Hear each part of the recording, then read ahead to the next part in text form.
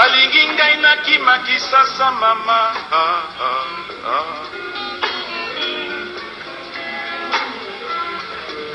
soki nakimi bazwi raison mama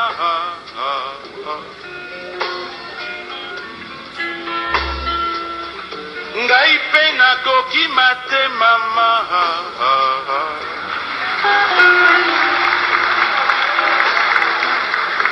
biso na bango obele etumba mama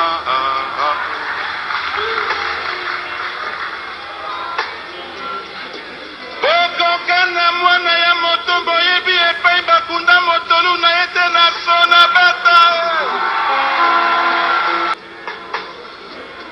bokoka na mwana ya moto mpona nini ye asali nini ye akoli na miso na bino azwi na miso na bino mpona nini bolingi bakanga ye bandeko. Nous sommes à l'aéroport de Ndjili et vous n'êtes pas parti à Goma. Que s'est-il passé? Nous sommes venus à l'aéroport de Ndjili. Nous avions déjà informé le peuple congolais. Les jours où nous avons eu l'incident d'Endolo et quand les ministres, d'abord le secrétaire général de l'ANR avait dit que c'était parce que nous avions des factures impayées à Malo Aviation que nous ne sommes pas partis, mais aussitôt contredit par le ministre de la communication qui a dit à son tour que c'était plutôt Malo Aviation qui avait des dettes vis-à-vis de l'ARN. Et donc nous avions promis à ce moment-là que nous allons payer les billets d'une compagnie aérienne qui est en ordre. Et c'est ce que nous avons fait. Une délégation d'une quarantaine de personnes. Nous avions rempli toutes les formalités, toutes les pièces qu'on nous a demandé qu'on a présentées. Et même en ce qui me concerne, j'ai demandé à l'agent de la SDGM s'il fallait que je présente mon passeport. Moi, il m'a dit non, ce n'est pas nécessaire, vous connaissez quand même. Mais quelle n'a pas été ma surprise d'abord? Tout le monde est parti, je reste avec une petite équipe. La clé disparaît pour ouvrir la baie vitrée du salon d'honneur. Et puis, nous savions ce qui s'est passé, on a pris la clé dans la poche de l'agent, nous avons ouvert. Parce que nous sommes en droit de circuler sur le territoire national en tant que Congolais, parce que les étrangers peuvent y circuler quand ils sont en ordre avec le service d'immigration de notre pays. Et donc nous sommes allés à l'avion.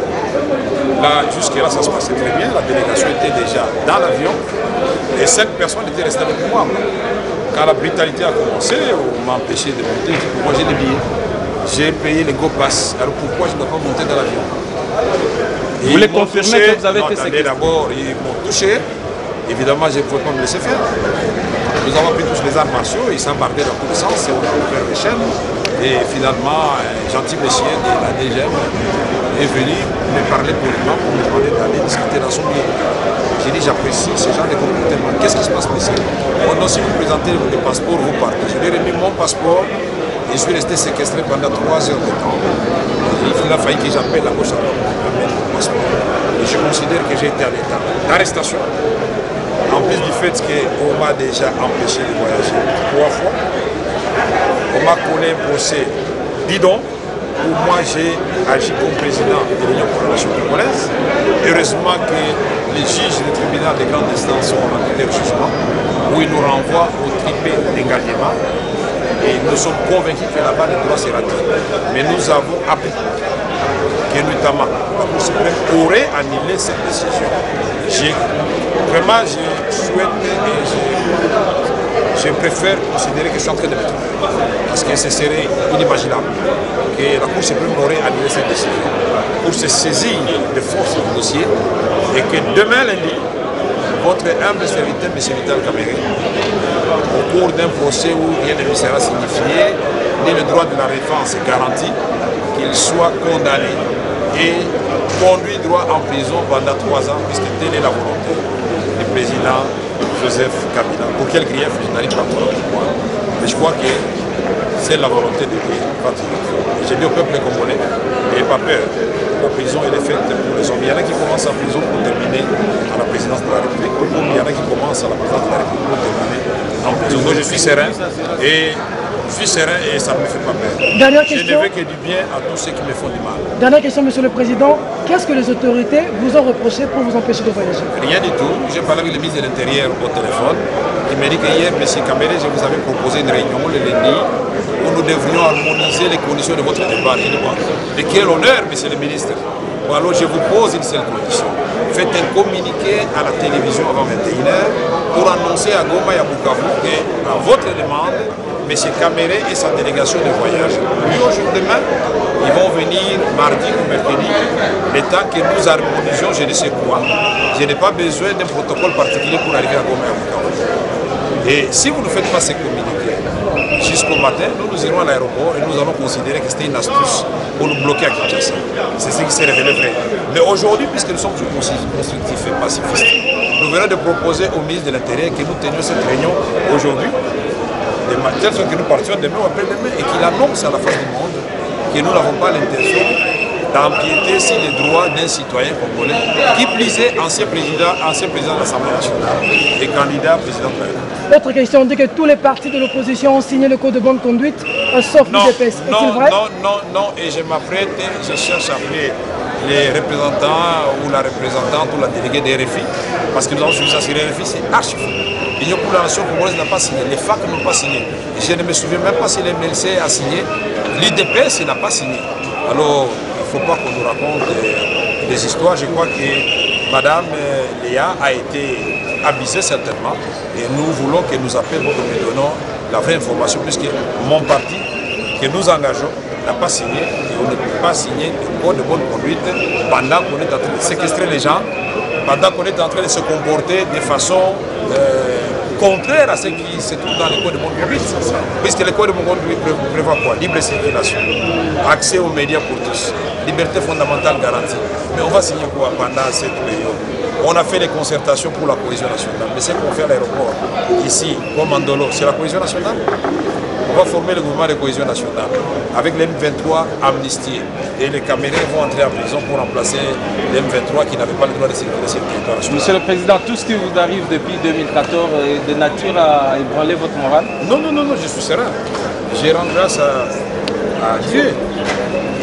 Dieu nous a montré que parfois il faut passer par le feu. D'ailleurs, les baptêmes, on dit baptême de feu, il faut passer par là pour être élevé.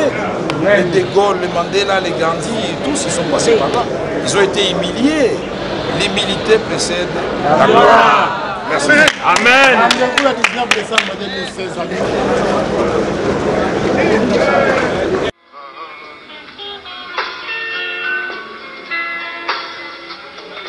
balingi ngai nakima kisasa mama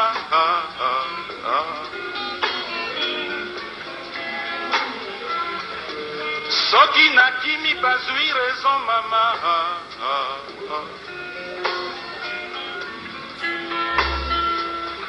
ngai mpe nakokima te mama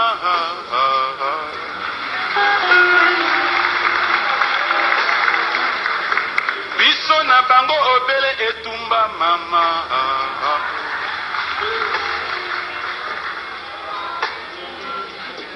bokoka na mwana ya moto boyebi epai bakunda motolu na ye te na so na bata bokoka na mwana ya moto mpona nini ye asali nini ye akoli na miso na bino azwi na miso na bino mpona nini bolingi bakanga ye bandeko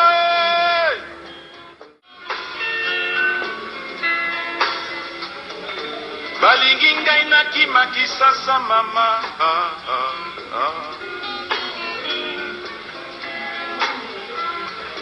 soki nakimi bazwi raison mama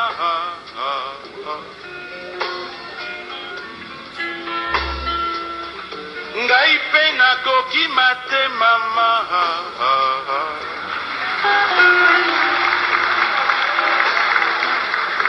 biso na bango obele etumba mama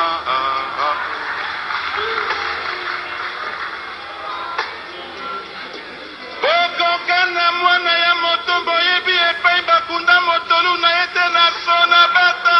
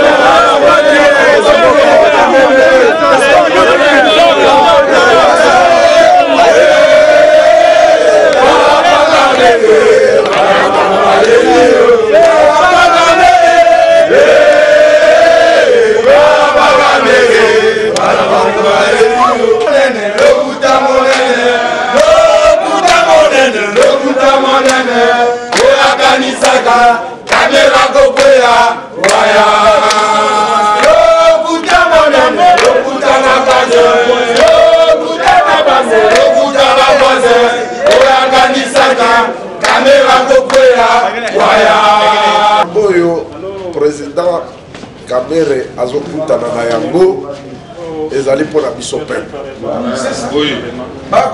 Ezali pona biso peuple. Boyebi que président Kamere azalaki président ya Assemblée nationale. Azalaki pe kosala musala bien bozalaki kolanda. Mais président Kamere atikaki musala na pona nini pona peuple. Tangu gouvernement batindi bato na Kinsheki ko signer ba accord na Rwanda po basoda ya Rwanda ba kote pa na biso. Président Kamere atalaki bokonzi na ye pouvoir na ye na bambongo ezali kuna bafuta kai atalaki yango tala le peuple d'abord de papa Tshisekedi alobaka. Le peuple d'abord. Pacificateur. Président Kamere naza d'accord na makambo yo te oyo za koteka mboka soki fona longwa na musala ngo na longwa c'est ça alongwe azongi na ngambo na bino ba peuple asali pe parti na ye ba peuple pe boye sikoyo bitumba ezalaki na est bitumba esili président Kamere abi nakende kotala bandeko na ngai ya est napesa bango bote na memela bango message ya paix banda alobaki boye alors oyo mama kufa il faut mama lamuka oyo mama zaya kolamuka il faut kufa et comme donc mindondo akenda te simalobi afuti mbongo na ye moko na poche na ye na avion ya malu asi akoti pe na avion bapesi ye na tasi ya café avion pour avion yo ekokende te po Kamere akena Goma te maintenant mboko tozali libre po tozali libre te mboko tozali libre to tozali libre te bapekisi ye kokenda boyoki na radio basusu boyoki na RFI AG ya ANR alobi non avion ke daite po Monsieur Vital Kamere azala banyongo na Malu aviation ya wana Malu apumisa ki avion te bande konangai tango yo ke futa facture kuna déplacement yo biso ke yo zala banyongo mbongo yo futi biso to zui pour na banyongo na yo bakisa sikoyo ya voyage kuna ba ebisi eloko moko te ba pesi reçu au futi le cas vendredi na 9h avion ko no kuda Mende, le Tchakou national, le Vuvuzela national, Aleki alobi non, ils ont des politique, Kamere a un problème, gouvernement a un problème, ils ont que Malu aviation, Azana Nyongo na RVA, Lokuta, Basi Basenga qui pilote, Alo Babongo pilote à Boyaki, alobi, dans la côte a un problème dans la politique, dans un mundele, dans la Congolais. Zomona Lokuta. Sikoyo tolobi bon ok tokenda l'avion ya batu nyonso ya CA lelo na tongo ndenge bomoni président boye auti na njili pona kokota na avion ya CA oyo ekei na Goma ba délégation nyonso basi bakoti protocole ezalaki kaka moko oyo esalaki ba formalité ya bato nyonso balobi nini yo kokota te mais non kokota te pona nini oh ba formalité la santé de ba formalité nyonso batu nyonso to bakendaki ezalaki protocole kaka moko mutesali nyonso to comment ya bango eza bien yanga eza bien te wana soka ba nevre te ba boyi et comme on peut sa passeport. Est-ce que vous avez un intérêt à un passeport? Vous avez un visa. Et comme tout le monde même Bouzoba.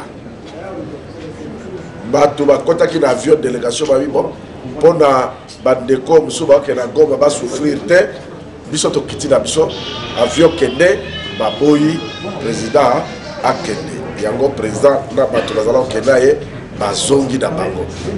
Est-ce que c'est une démocratie? C'est une démocratie.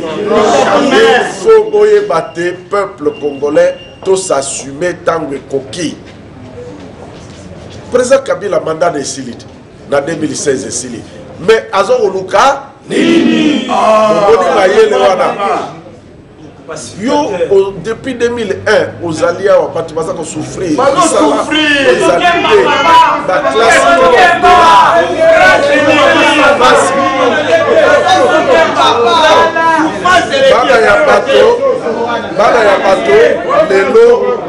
bakambo ebongwani bana bakomi kokata basuki na ndenge na bango eza bode bakuta ndo na nzela boyo kulu na babeti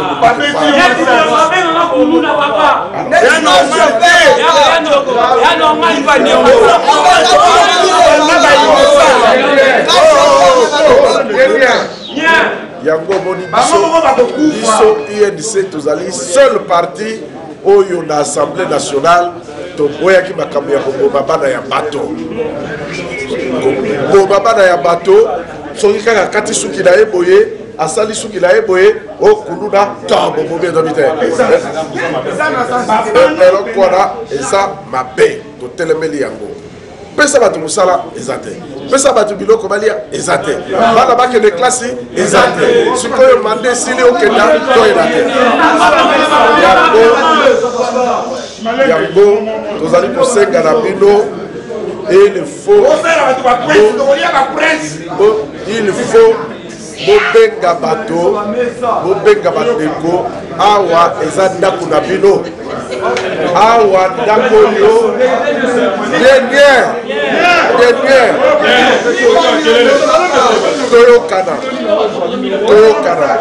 toyokana ifo koyoka oyo tozali koloba nga nayoki papa moko alobi wana tokolia bapresse nana se alia presse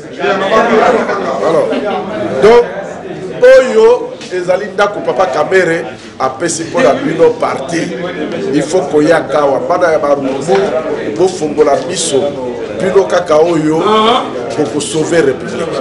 Président Vital Kamere atindi ngai napesa bino merci mingi na ndenge boye koyamba ye spontanément asepeli na yango apesi bino merci mingi alobi na bino sikawa atuni bino bopermettre ye akende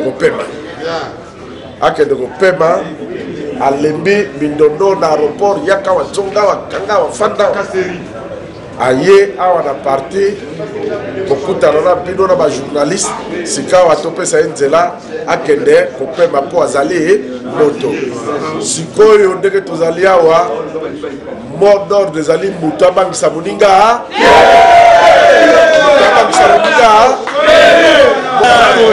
wana eza papa na biso ezalaka nango deja balongwana na pouvoir batikela tata na biso Vital Kamere eza bongo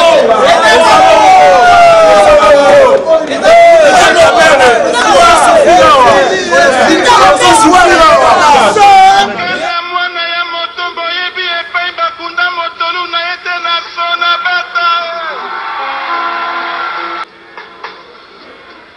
okokana mwana ya motoi mpona nini ye asali nini ye akoli na miso na bino azwi na miso na bino mpona nini bolingi bakanga ye bandeko